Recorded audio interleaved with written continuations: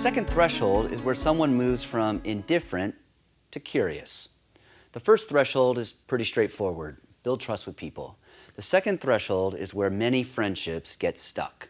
I can have a friend trust me to a high degree and yet not become curious about my faith. There's a myth that if I am a loving and kind Christian, then my non-Christian friends will become curious about my faith automatically and will ask me questions about God. That almost never happens. Take Bob, for example. Bob is friends with everybody in his dorm. He's social, he's kind, he's outgoing. He's a great Christian guy. He has meals with people, he plays sports with people. But nobody is curious about his faith. No one asks him questions about what Jesus means to him. They trust him, they are just indifferent about faith. They've already crossed the first threshold, but they're stuck at the second threshold with Bob. How about you? Do you know this feeling of frustration where you get stuck at the trust threshold and it never goes any further than that? Jesus is the master at instigating curiosity in the complacent people around him.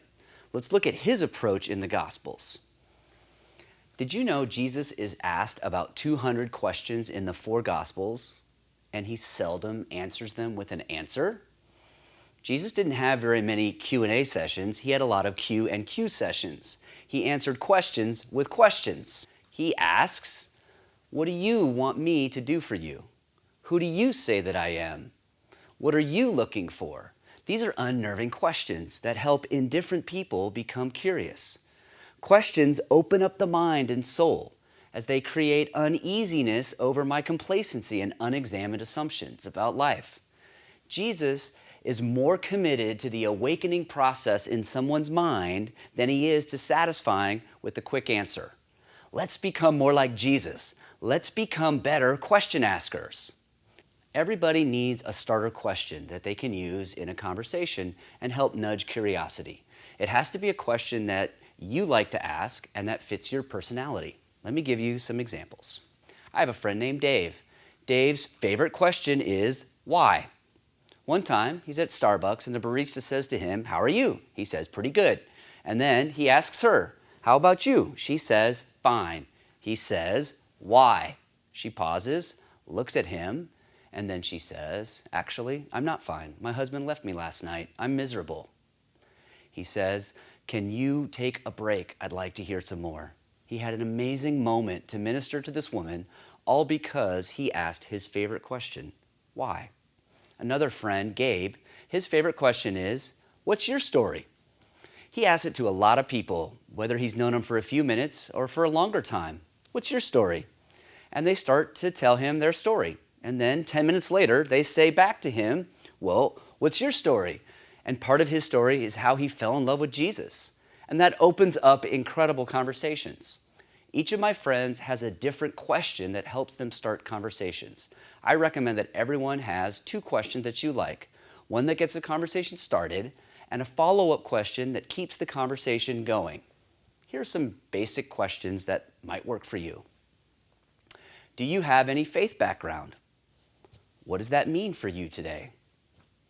Have you ever been to church? What's your experience with Christians? Number 3 is a question someone asked me during my freshman year in college. They said to me, "Doug, every thinking person owes it to themselves to form an adult opinion about Jesus. Have you had the chance to form an adult opinion about Jesus?" I said, "No, I haven't. I would love a place to do that. Is there a place that would allow me to ask my questions?" They said, "Yeah, come to our small group Bible study." So I invested my time and energy into figuring out who Jesus is. And to my utter surprise, within about 3 weeks, Jesus had lit my brain on fire with some of his questions. He was jumping off the page, and I even said, "Who's been hiding Jesus from me?" It was a catalyst on my journey toward Jesus.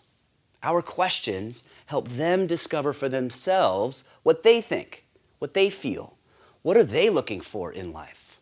Take a few minutes, think about a question that you can ask that flows naturally from your personality, and then how you can pair that with the follow-up question to help people discover for themselves, and along the way, instigate curiosity in them.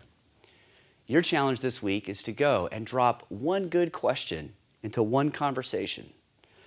It may work brilliantly. It may not work that well at all, but try something. See how it goes.